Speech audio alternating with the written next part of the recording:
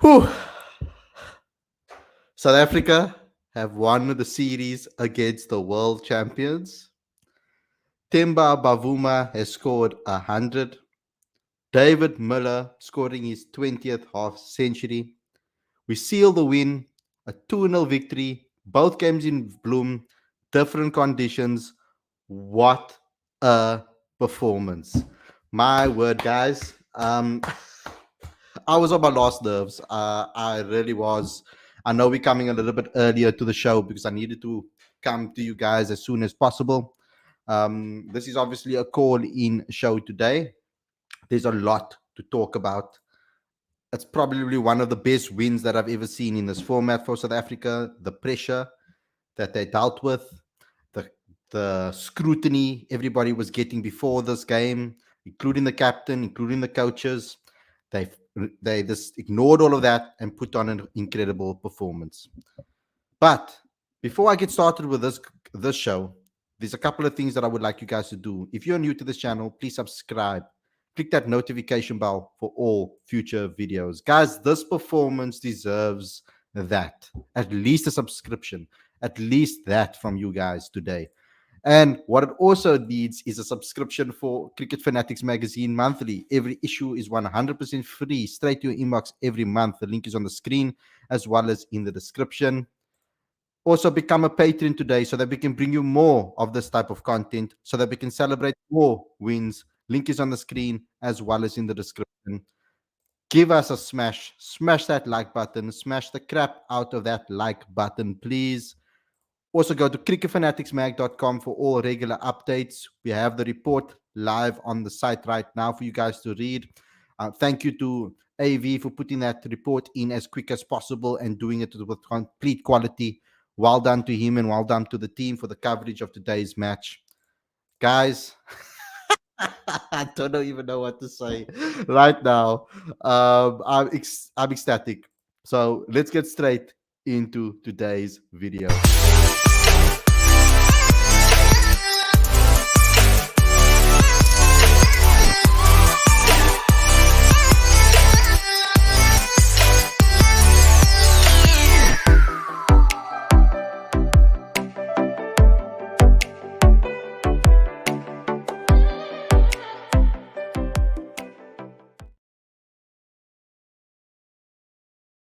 Good evening and welcome to Cricket Fanatics Magazine. This is your review show.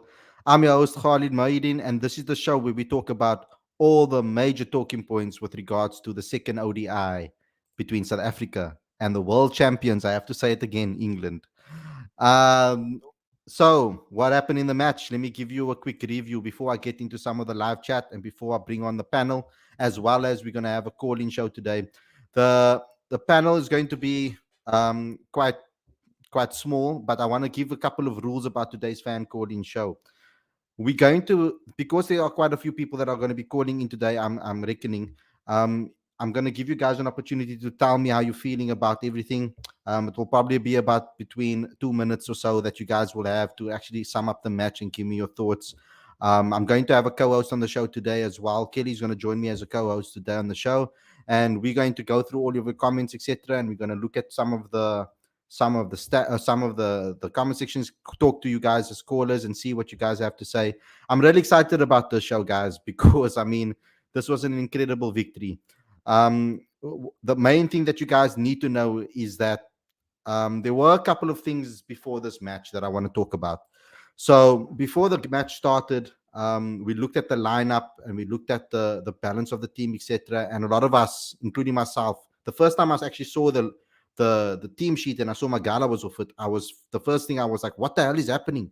And then I ran because I was having a little debate this morning with my dad, etc., about cricket. It was funny enough. And then I ran inside into the room and to go check the TV. And then I was like, why is he not playing? And then I went and I looked at it and I was listening to the pitch report. And then I said, oh, okay, it's going to swing a little bit here. Also, maybe there's a rotation thing. So I messaged the media manager to ask what is the reason. Is he injured? What is the buzz? They said it was rotation, and that was the reason for the change within the 3 changes within the team. Now, we know that there's a SA20 happening. I think this is the first time in ever that we have a competition that's slap bang in the middle of our ODI series. So there's like 1 day rest between each game almost. I think there's two, I think it's tomorrow, Tuesday. There's two between the next game, at least for against Kimberley. So we know that there's certain aspects that Shukri likes to do. He likes to think about the conditions and pick a team to conditions, regardless of what is happening. Regardless of what has happened before. I mean, he's always spoken about conditions first. He picked a bowling lineup that I looked at and I was like, oh, okay, I see the situation over here. Maybe he wanted swing and nip up front, the two best bowlers that we have that do that, movement of the seam and swing. In the power play specifically, is obviously going to be either KG, who they rested, or Wayne Parnell. So they picked that and he bowled excellently. And then Lungingiri movement off the seam. The thought process behind it was, in from my point of view, is probably, and I'm going to get your guys' views as well on the show later on. But I think the thought process over there was managing the workloads, because they obviously strength and conditioning coaches, etc., will obviously assess the players, see what they are like, and then pick accordingly and give some insight into the team setup. Now, I'm sure that the coaches would have thought, I think, as myself included, I was upset that Magala didn't play because he won the man of the match yesterday. But at the same time, I could understand kind of what the coaches were trying to do, because this is a difficult pitch to bowl on, particularly for a bowler like him. We saw how Lungingiri really got smashed in the middle overs when the batters were in. So I thought, and I think the coaches would have thought too, that Lungingiri would be able to do the job that Mogala did with regards to the middle overs. It didn't happen like that, and unfortunately, it went against South Africa. I think we bowled quite well until that middle overs point. We allowed England to get back into the match. Josh Butler played beautifully. Duckett played beautifully, as well as Moeen Ali. So there was a lot of positives for England with regards to the bat, and they put on actually a massive score on this ground. Now, what I haven't mentioned yet is that South Africa came into bat and they chased this down. It's the highest chase at Bloemfontein in the history, and not just by a couple of runs. It's by almost 100, by 80 runs. I think it was. I think the highest chase was 274. We chased down 243 on this particular wicket, which is an incredible achievement under the pressure that we were playing. So kudos to Temba Bavuma. The amount of pressure that he's on 343. Sorry, is the score that they chased down. So from my perspective, etc., is Timber Bavuma. I mean, the amount of abuse he gets on social media, the amount of criticism he's been getting, the amount of people said that he must drop the captaincy. To play under that pressure, in a pressure situation, in a must-win game, and to get 100 when you're chasing that total, with a Quinton de Kock at the other end that is not 100%, you could see he couldn't play all his shots today. He was struggling a little bit, and Quinton actually eventually went out. That was an incredible performance from Temba Bavuma. I have to admit that. Starts from Rassi, starts from Heinrich Klaassen, an amazing performance from Aiden Markram. Really unlucky to get him bamboozled by the spin and lose his wicket on 49. My heart broke looking at that TV, seeing him walk out. And then came in David Miller. And the way he managed the game was phenomenal. I have to give my hats off to him, because after the last match, it's back-to-back 50s as well in both important games. He needs to get credit for that, and he needs to be applauded for that. And then Marco Jansen, BMT, guys, even though he faced 5-6 dot deliveries in one over, he made it back. He made it up with a couple of boundaries later on. And I do feel that he should have rotated the strike a little bit more in those periods and not go to swing it. But in the end, he got the boundary that set up the massive six that David Miller hit to win the game. What a performance from the boys. Let me get into the comment section before I bring on my co-host today or the show. Get in there. Big win for the boys. Werner saying our best win in years in this format. I can already see Khalid running around the house after Janssen hit that for almost. I almost punched my dad, actually, to be honest. out of like happiness, not out of anger or anything. Good display by SA players to win, and let's hope that the hate for Temba will end once for all. What a fantastic display today. Definitely, Werner, never thought I'd see a day we chase 300 again. I'm sure Khalid is smiling ear to ear for Mark. over Markram. Guys, I'm heartbroken by Markram. Just one run away for the 50. Congrats, Bavuma. I will admit I doubted him in white ball, but he proved me ODI so far. Good 100 by him. ODI is his best format, guys, and Test cricket. So I've given my opinion on that.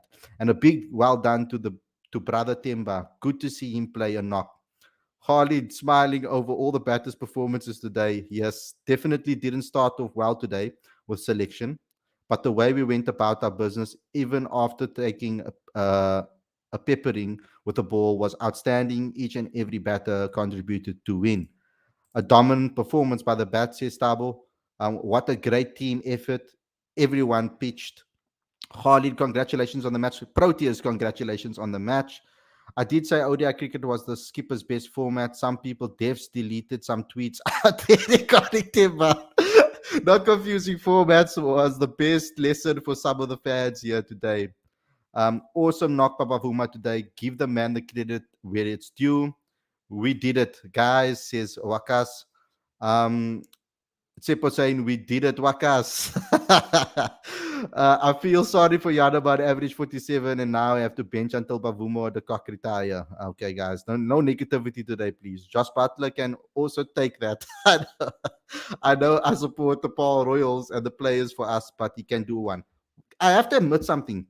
Sam Curran, that was a douchebag move. And I'm not going to shy away from saying that. That was really a douchebag move, the way you celebrated in front of Temba. Congratulate the man for the amazing 100 he scored. If that was KG Rabada, that would have been a fine from the ICC for half this type of celebration. He literally walked towards Bavuma and screamed in his face. It's just disgusting, actually. I'm not going to mince my words on that one. It's disgusting. You should actually apologize after the game. You should actually buy Bavuma some McDonald's or something after the game. Khalid, what do you think about Karen's exaggeration celebration? Oh, I'll just mention that now. Still don't think Bavuma should be captain, especially in T20 cricket. I think he's been excellent as a captain, actually, in ODI cricket. Even in T20 cricket, he's been an excellent captain. Just with a bat, he hasn't backed it up. Yes, in the first game, the way he managed his bowlers was incredible to win that match. You have to give him plaudits where it's due, and I'm sick of all the criticism just for the sake of it. Khalid, your interview with Shukri was awesome, and I hope he takes SA cricket to another level. I honestly believe he will. I have full belief in this guy, 100%. Rotation, I can understand, Khalid, but play your man of the match, just my view. We got the win, so that's more important. Yeah, but there's also another game that is a must win. This series is not over. Having the 3-0 series victory means that, is very important for our qualification. So the thought process in my head makes sense to me from why they are trying to manage their bowlers. I think Lungi, when it comes to middle overs, and Magala are kind of like for like with regards to what they offer. Lungi does change ups. Lungi does cutters. He does certain. He moves the ball off the seam. He can bowl opening bowler as well because KG wasn't available. So there was multiple points in the game where Lungi could have really done well. Now, with regards to the amount of games we're playing with SA20, they literally played back-to-back games almost every third day they're playing cricket. And it's been a hectic schedule. The players have complained. The players have spoken about how difficult it has been. Coaches have complained about it.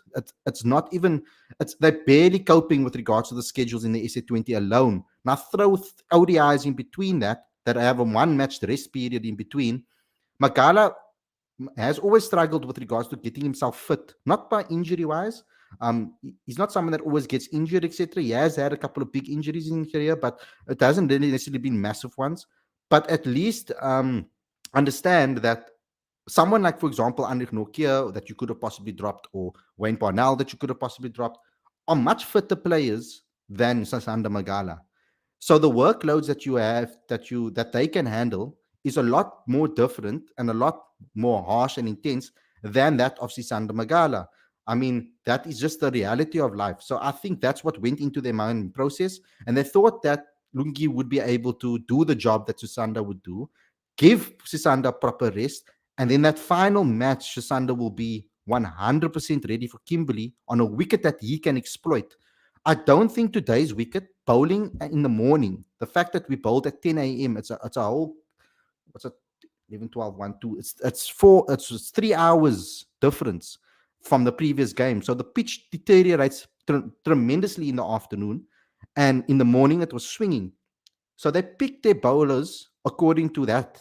specifically. That power play was very important when it came to the selection of the team, in my opinion, because they hoped that they could strike and get them down 3 early, which they did. It was just that middle over period that they didn't really manage well. And also, England were exceptional with the way they batted. So I understand why the coaches did it, and the strength and conditioning coaches. There were a lot of people involved with this, not just one person. I'm sure of it. I think the coaching staff, I think the player himself, even that's also how he felt. I'm sure they had a conversation with him about it too. So I understand, but we did miss him. We did miss Magala's ability in that middle overs. But there's no way we would have known whether Magala would have been the person that would have been smashed today around the ground. There's no way for us to tell. So I do understand your view, and I also understand the other view too. um, Timba's best knock for SA when Nokia comes on in the bowl to spell one, the Barmy Army trumpet players started playing Nokia cell phone theme. The timing was hilarious. SA fans happy playing against England B. Justin, are you really going to be that negative about such a massive victory? I mean, that is absolutely crazy. I don't understand that. Okay, I've read a lot of the comments. Let's get into. Let me bring my co-host on the show first and foremost. Welcome to the show, Kelly. How are you feeling? How are you doing after this magnificent win? What is your thought before we bring on the callers? Well, ironically, you've caught me again during load shedding. Every time. It was brilliant. I was really chuffed for Timber. And the conditions were obviously pretty tough. You could see he was suffering quite a lot from cramp there. Um, it's it's really heartening to see how positively he was playing, how he took it upon himself to take the attacks of the bowlers when Quinton was struggling with his hand. And I think that leading from the front just set everything up for the rest of the guys to then go and to chase it down fairly easily, because it ended up being something of a canter. And that probably proves what an easy pitch it became to bat on.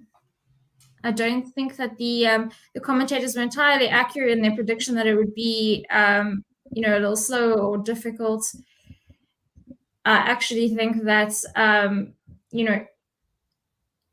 it looked a lot. They made it look very easy. I mean, it was almost a whole over to spare. Mm-hmm. And Marco Jansen came in there and played like he set himself up already. So that was also very impressive.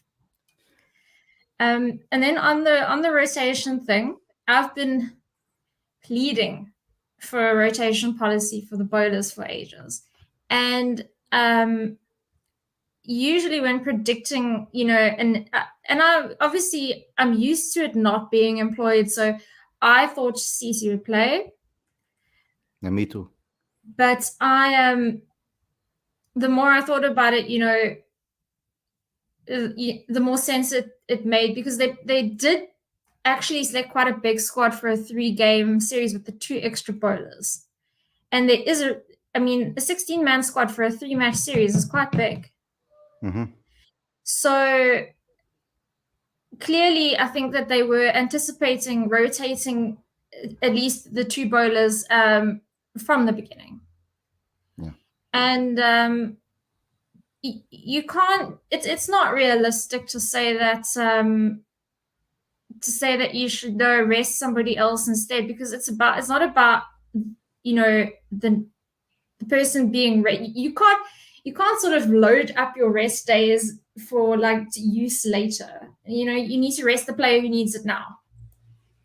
That's why I want KG to be rested, because he looks tired. And then CC is one of the older players as well, and that he's not as fit as Nokia, and he's not as fit as Parnell. Yeah, that's pretty obvious. That's not bringing up his fitness as an issue. It's not saying that he's injury prone. Mm-hmm. It's just saying that we want to play our players to their best advantage. And with 30 hours or so, less than 48 hours between these games, and in the middle of a congested season. And the fact is, I've seen towards the end of the season, like his eighth in the last pool match for the Lions at St. George's. You could see when he was tired. You know, he bowled a lot of no balls, etc. And that's what you want to avoid, because that actually damages a player's confidence more than employing a rotation policy that they probably discussed with the players beforehand. Because Strictly doesn't strike me as the type of coach who's not going to be upfront with them. Yeah. And I'm fairly sure that they would have based the final call on a strength and conditioning assessment. I'm not prepared to criticize them without knowing, what they know about the condition of each player. It's just actually refreshing, to see that they are taking the bowler's best interests into account, because we'd gone through, a long time just relying on the same bowlers every single match. And you never know who's going to get injured, who's going to be out of form. You can't have a guy like Marco Jansen learning nothing warming the bench. You want to give him an opportunity even if he does make mistakes. And that was another thing that impressed me. He came on to bowl at the death and actually was quite good. In the middle overs, he was a bit expensive, but he came on at the death and was excellent. And it's not an area, it's not where he usually bowls. So that's also something, that's a positive to look at. So I think that having, KG and Magala fresh will be a positive. I also think it's a big confidence booster for somebody like Marco Jansen to be told, oh, well, you're going to play, we're going to back you to bat at 7, you're going to bowl at the death. And he, for the most part, he backed them up. I mean, he's really shown himself to be a real, a really sort of cool customer. Yeah. Not nervous, not intimidated at all. Yeah. So I was really chuffed with him, and especially Temba. Although I was, I will admit that I probably might have wanted to slap Sam Curran myself for that move. I mean, like, you don't do that to any player. Like, there's doing something in the heat of the moment, and there's something that looks entirely intentional. And then the other problem was Joss Butler with Rassie van der Dussen. And in general, with Marais Erasmus, he was behaving like Nick White towards a referee in a rugby match, like constantly chirping. Apparently, he actually made physical contact with Rassie at one point, which he probably brushed off as accidental, and also got up in his face when he was dismissed. Yeah. So it was. Disgusting. That puts a stain on the game, because a player, they're not players who can't control themselves. Mm-hmm. There's frustration, and then there's there's just sort of there's arrogance and malice, and that's what it comes across as being. Yeah. I mean, I've always gotten that vibe from him. I don't want to really call him out on it, but I've always gotten that vibe from him. Okay, guys, do this. Yeah. Yes? No, I'm just saying it's extra disappointing from Sam Curran, because he's quite a young player, and that's not what you want to see. No, it's not. It was disgusting. You should apologize, actually, for that. You Okay, really guys. should. I've got a special surprise for you guys. I didn't expect to do it this way, but we're going to. We've got a full panel with us tonight. To the guys that have subscribed to us for the last 3 years, you guys will recognize these peeps. Tsepo, Stuart Judge, Werner, all together back on Cricket Fanatics magazine. So excited about this one. I really want to get everybody's views. I see that Kelly and Tsepo are sharing load sharing schedules. In the dark, I have to smile now. All the time. I'm glad I'm smiling. Thanks. Thanks, Proteas. If you guys lost, I wouldn't be seen. Thank you. Oh, it's incredible. Okay, I want to get everybody's view over here now. We're going to start with Seppo. We're going to go to Werner. We're going to go to Stuart. Guys, how are you feeling about this victory, man?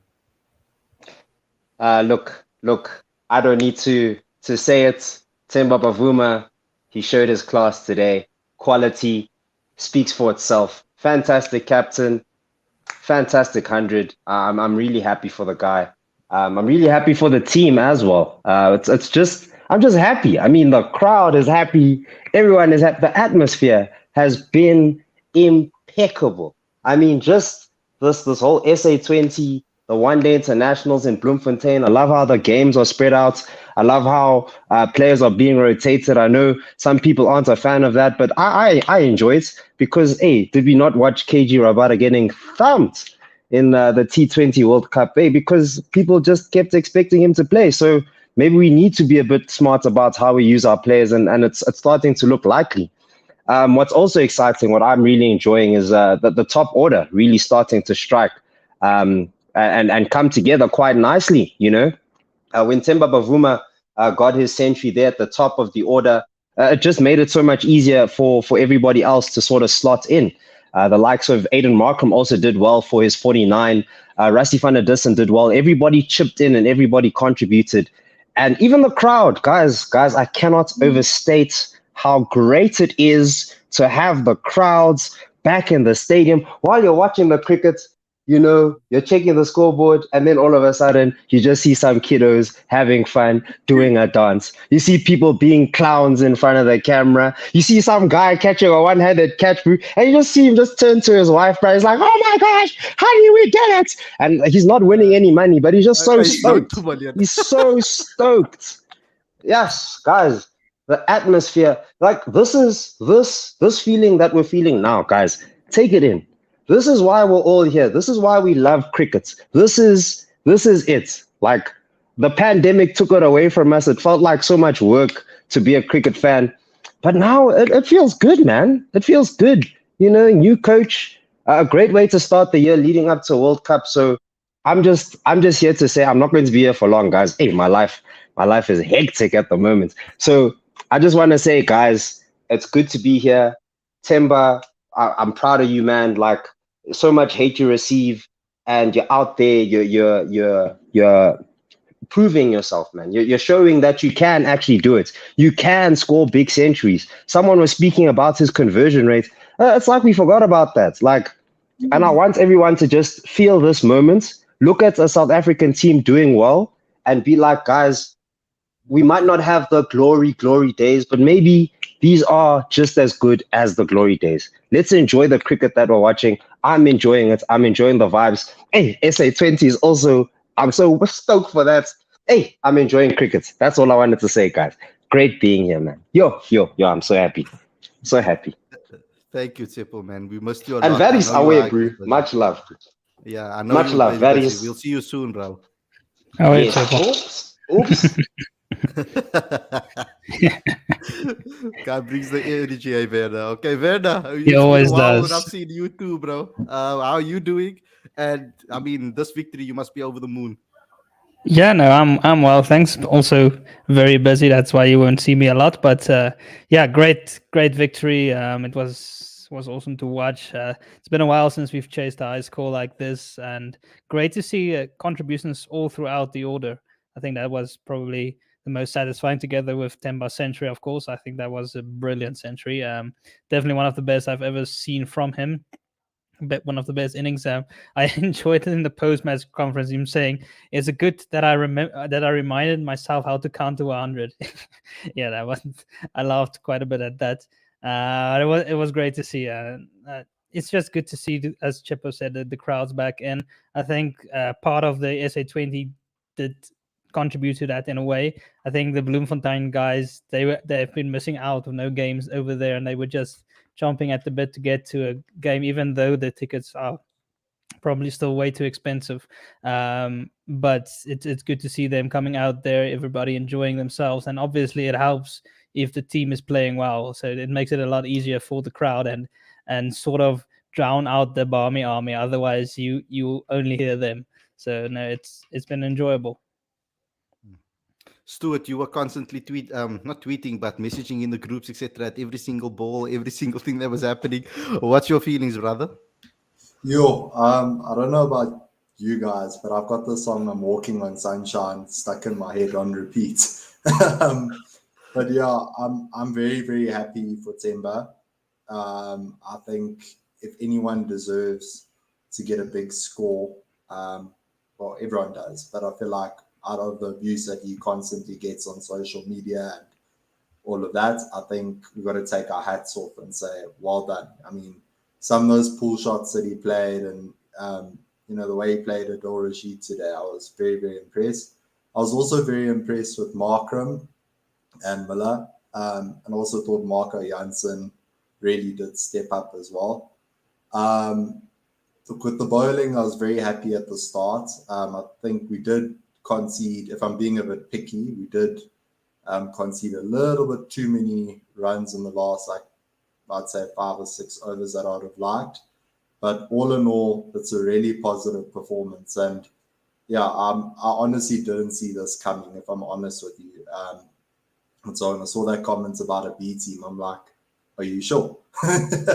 So I'm really, really happy. And honestly, I haven't got enough good things to say about the way that these guys played today, especially the batters. It's very refreshing to see that they can score nearly 350 in an innings, chasing. Mm-hmm. Now, before we get the first caller on the show, because we're going to have a section where we're just going to get the callers on. Kelly, is there anything you want to ask Werner or Stuart or anybody? Dermot, I was actually just responding to somebody on the chat about Keshav. And I was mentioning in the preview that I was on the fence about actually using a specialist slow left arm in Bloemfontein because it's traditionally not a happy hunting ground for them. And I don't know what you guys think about that. Werner, you can go first. And Stuart, who wants to go first? Yeah, you can.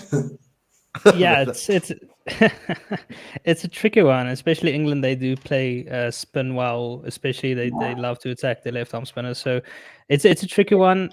You won't get much help in Bloem, but you have to be very controlled. So I kind of understand picking Keshav ahead of Timber, but to be honest, in ODIs, I would probably be picking George Linder at this stage. He would do a similar type of role. He'll bring a lot more with the bat in terms of just 6 hitting or big striking, and Linder also gets that little bit of extra bounce. That's something a bit different. So it's a tricky one. I don't know. In Bloem, you are really mostly chasing the game. It's generally a flat wicket. Probably today was the most movement I've seen from a Bloem wicket. That first 15 overs from our bowling innings. So, but generally in Bloem, it's not a happy ground for bowlers. Stuart, you want to add to that? Yeah, I think for me it's almost a toss-up between George Linder, who I also really like, and also like Bloemfontein as well.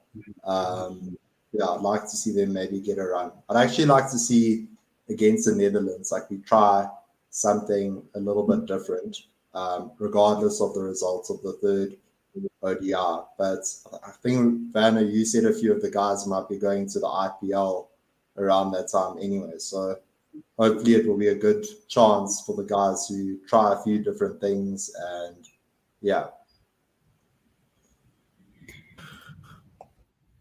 Yeah, I was also thinking that Jordan was quite unlucky in light of he was quite effective in the One Day Cup for Western Province, and to be honest, we don't. Well, I would probably prefer maybe a risk spin is always going to be a risk, but we might want to try and offer your leggy, but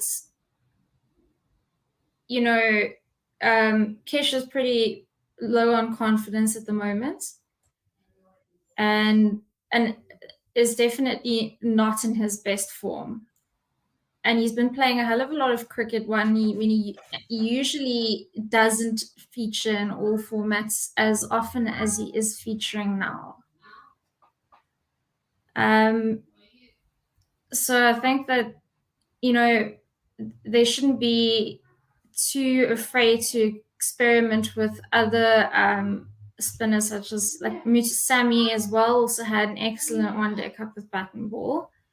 And then Brian hasn't been bowling too badly, but I don't think he's quite necessarily up there just yet in this in the one-day format.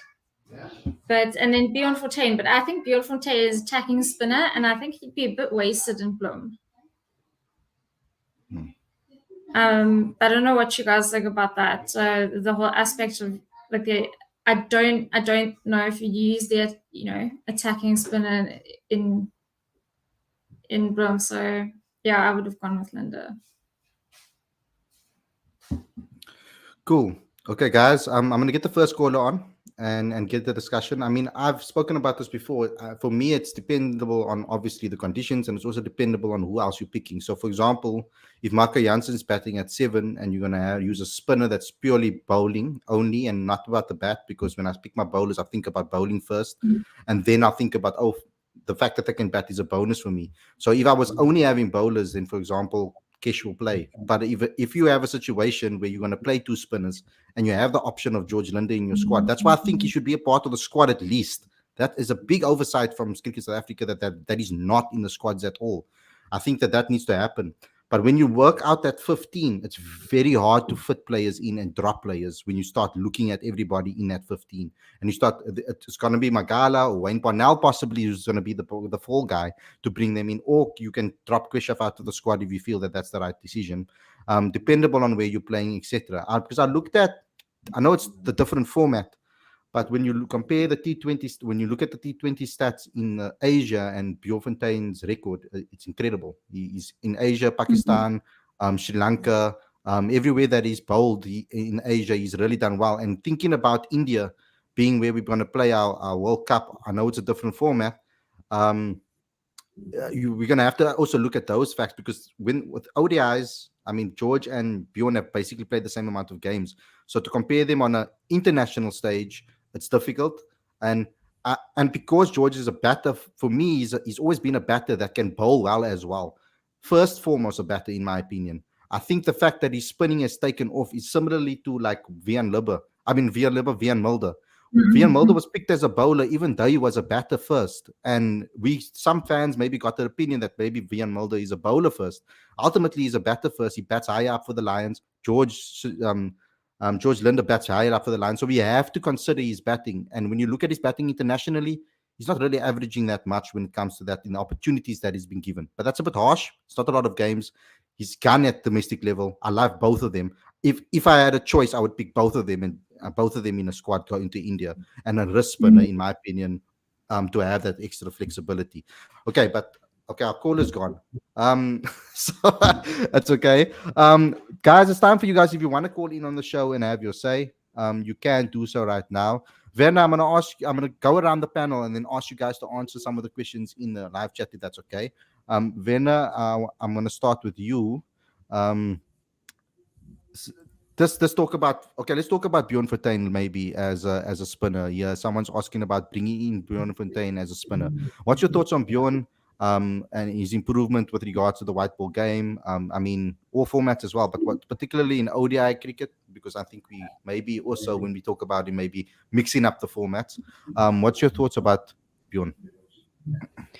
Yeah, no, he's definitely a good option. I mean, obviously, he's been fantastic now in the SA20.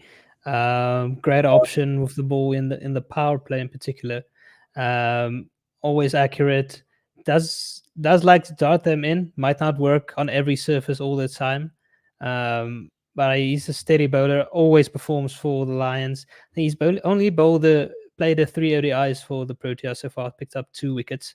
But he is pretty economical. 5.5, but not as economical as Kesh. But his batting is also quite useful. So, but I would have him a bit behind Linde in this format in ODIs. but he might be ahead of Linde in T20s if you're going for an attacking type of bowler, a guy that can bowl you a couple of overs in the power play. Then I'd go beyond 14 ahead of George Linde. So I think it's format dependent at this Yeah. stage.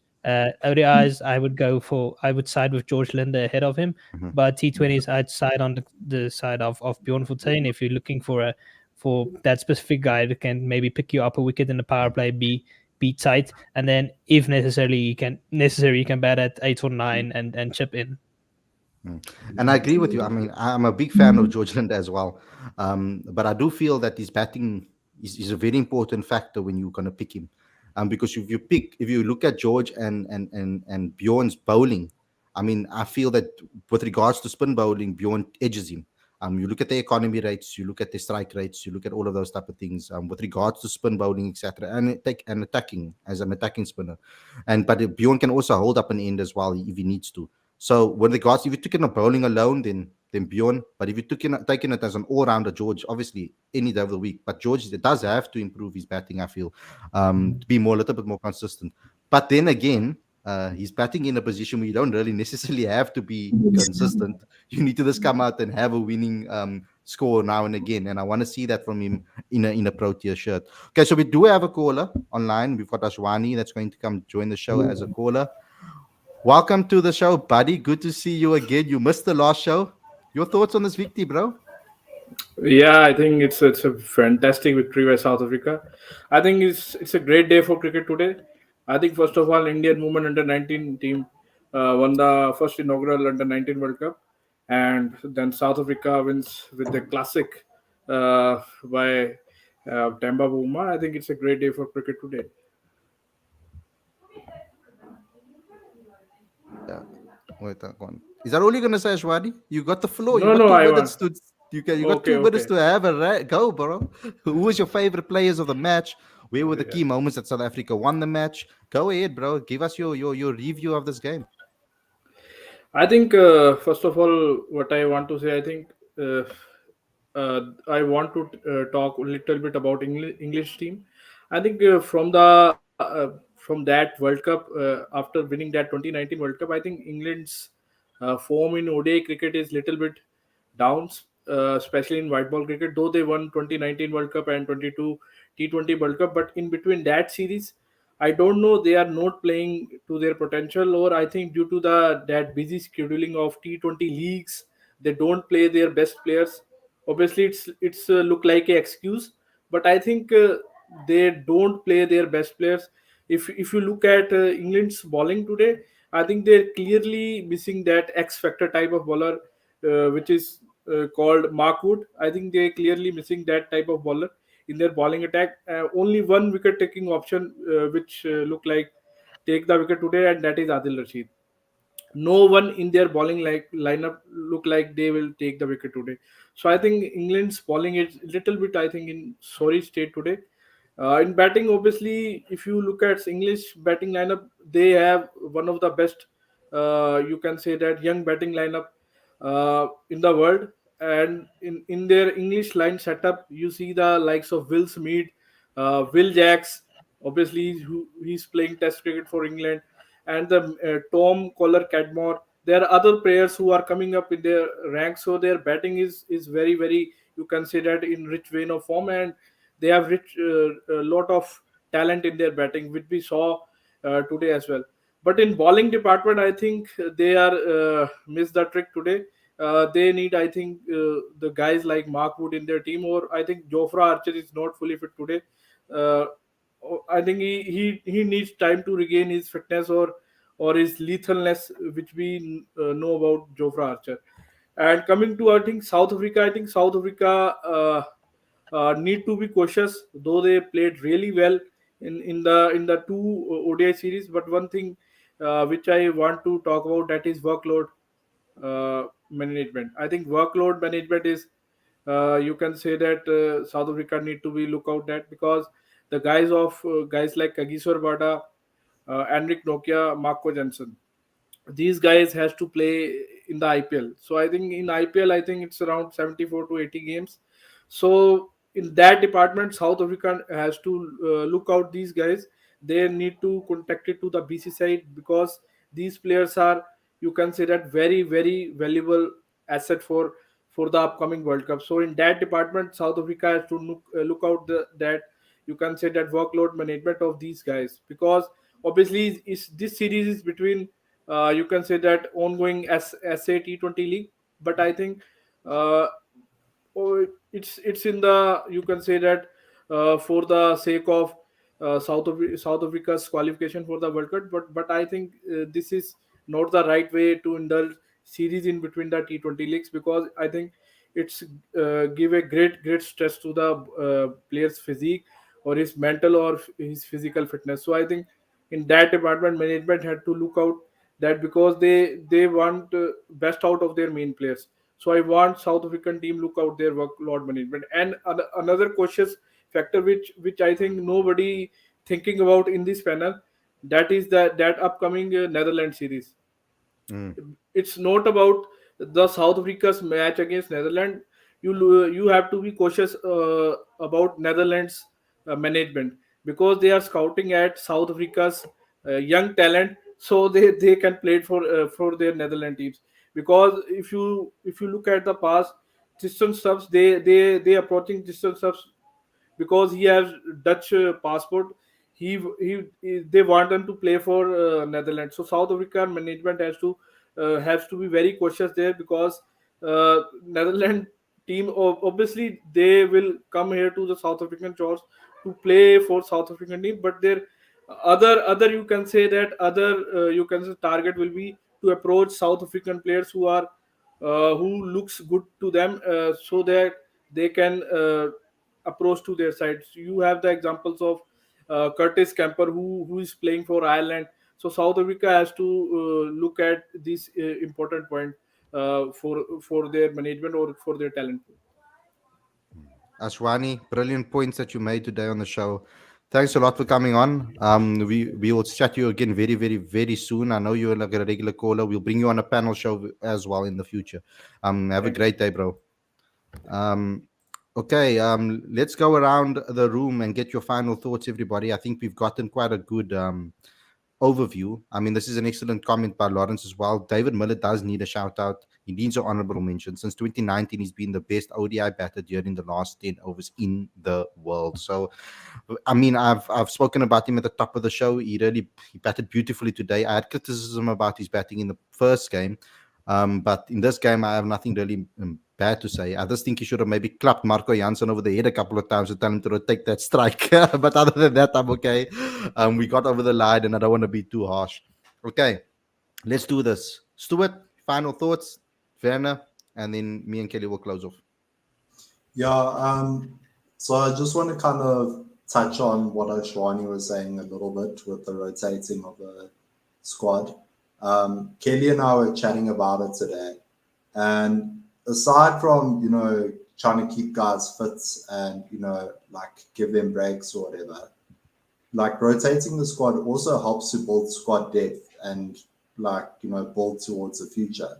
And I feel like when we had that era, let's say after like in that 2017 to 2020 period where we lost quite a few experienced players, we didn't really have a lot of experienced guys in the system. And I feel like if we don't rotate on a regular basis, I think not nearly as bad, but I feel like the same thing could happen again. So I think for me, it's crucial that we see guys get an extended run.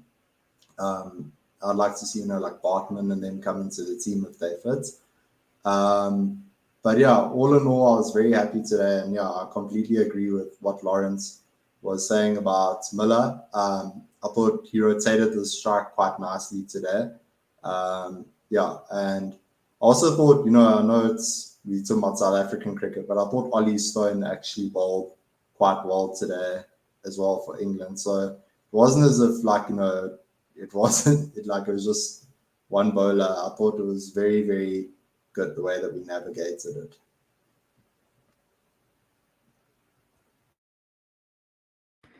Yeah, David Miller has been exceptional. Let's quickly having a run through his stats in the last few years. 2026 matches, 173 runs, only got out once, striking at 110. 2021, averaged 45 at a strike rate of 106. 2022 last year obviously was a great year again. 289 runs at an average of 57 at a strike rate of 111. And obviously now these 2 games, back-to-back 50s. So David Miller has been in fantastic form. We can't even call it form anymore because it's been a few years now that he's been doing this on a permanent basis for us. We know if he's at the crease until the end, we will win the game, and that's about as good as it gets. If David Miller is still there, we will win the game. There's no doubt about it, and that's a great asset to have. And he still has a few good years to go as well. I still think he's a candidate for potentially taking over the T20 captaincy going forward. So that's another thing to keep in mind.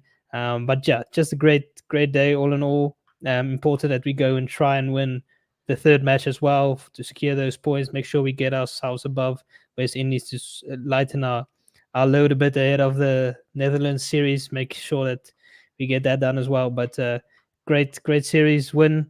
Looking forward to the last match as well. And overall quite pumped. Yeah, and no low energies before the Netherlands games again, eh? Please, guys, please, Proteas. Kelly, finish us off. There was actually quite a good point that somebody made in the comments about the place where Linda fits in. A lot of people are comparing him with Kesh and Shamsi, would be out and out bowlers, so to speak. So he's actually competing with Parnell and Janssen, which is a great. It's a great point because he is. If you're not going to have him batting at 7 or 8, it's a waste for me. Then you may as well be playing somebody like Bloemfontein, who's also worth the investment. He's a younger player. I think a touch better with the bowling. I think he's at 28, where he's sort of coming into his own, and he's an attacking spinner or whatever. Linda's a bit ahead of him for ODIs at this point, and I agree with Fana on that. But not if you're going to play Linda as a, at 9, for example. I think that's too low down.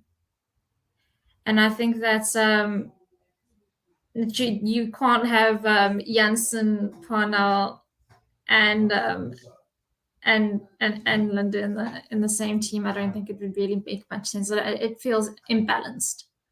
So I thought that was a good point. So I don't know if anyone wants to add anything there. Nah, I think let's leave the George Linda, the Bloemfontein, and everything things, because that's like a debate and show for its own. I want to get your guys' final thoughts. I want to know about Timber. We haven't spoken enough about him on the show today. I did speak a lot about him at the top of the show, but let's just talk about that knock today. The pressure, the everything that he's had to face from a criticism point of view. Kelly, I'm going to give you the last chance at the end to sign off, but I'm going to start with Stuart, then I go to Werner, and then I want you to end off, Kelly. Just talk about Kemba, what your favorite parts were about his knock, and the importance of it for him as well as the country and the team. So for me, if I had to pick my favorite parts of the knock, today he looked very proactive in how he attacked the bowlers. I especially liked, he showed a lot of positive intent with the pull shots that he played earlier on. And I liked the way that, as I said, he took on Adil Rashid. And yeah, as you said, you hit the nail on the head with the cock not being 100%. For him to size up the situation and, take the attack to a decent, well, better than decent bowling attack was honestly amazing. And yeah, for me, I honestly think, he's one of those people that seems to polarize quite a lot of cricket fans. And I feel like sometimes he gets a lot of unfair criticism from people.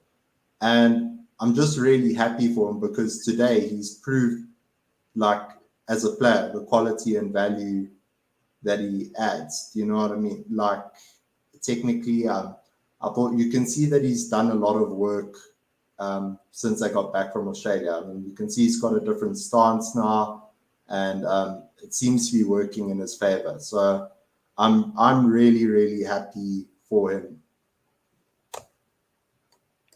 Werner, Yeah. Werner, before you do get going, I just want to just say something that might spark you as well.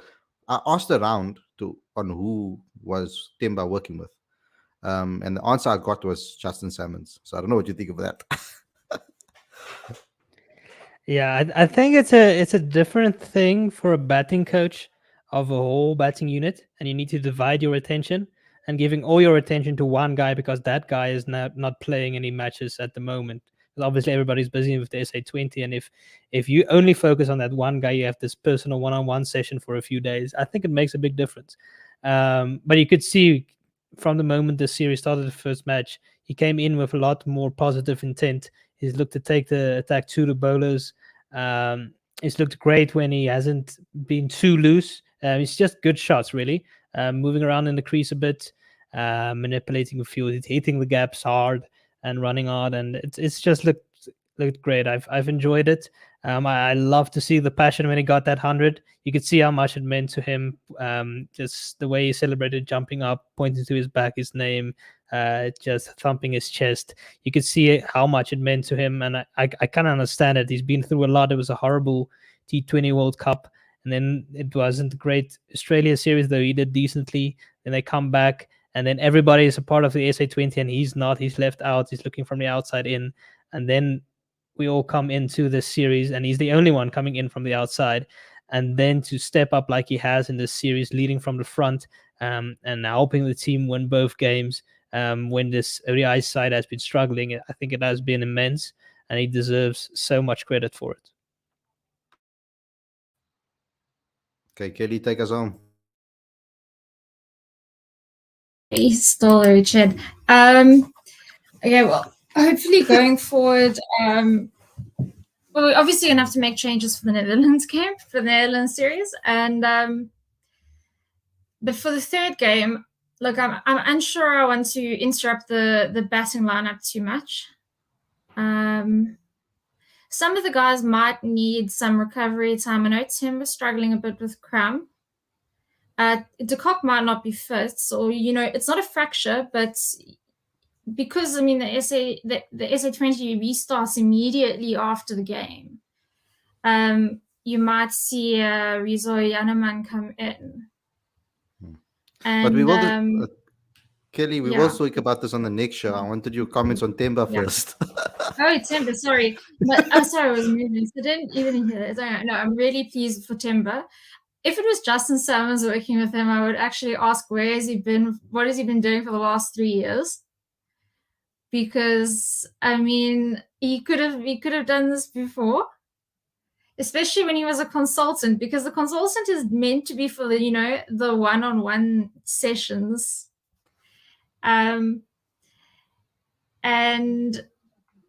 But Timber looked very confident, and it's amazing that he can actually sort of sustain that confidence after what he's been put through and been through over the past few months.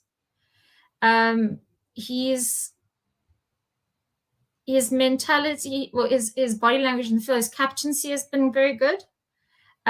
He's been an excellent. He's been excellent towards the players that he's batting with.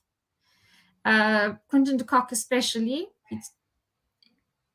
he sort of seems to, like you said in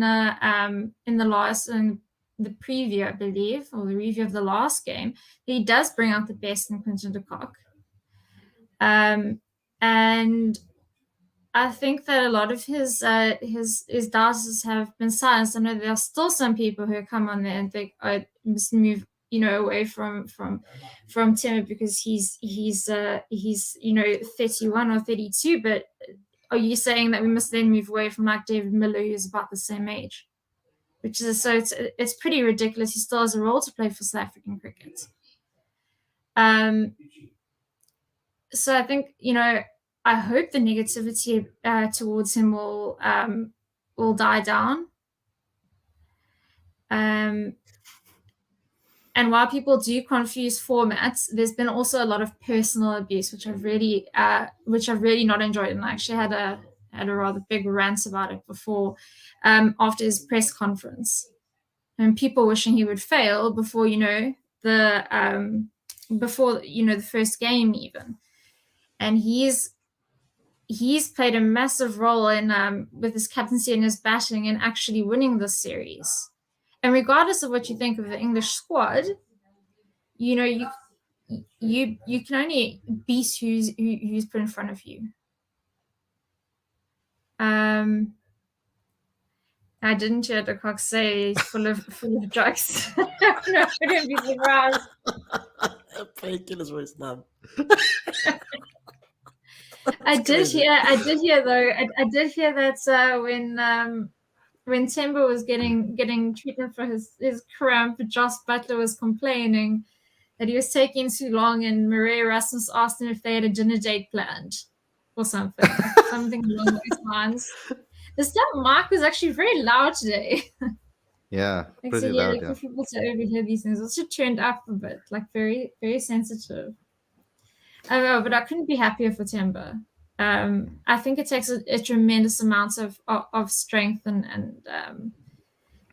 a lot of it is psychological, and to play with such positivity and to approach the game with so much honesty, like to approach he had a very honest and forthcoming press conference before the series and after the last game, or the last test in I think it was the last test in Australia, where he was just sort of brutally honest. And I think a lot of people sort of have these unreasonable expectations of him and make personal attacks, and I think he's really taken the high road with that and let his bat do the talking.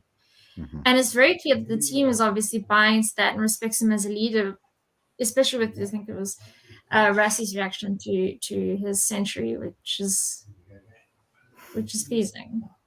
And I've always been a big backer of him, and I think he's been treated unfairly by a lot of people.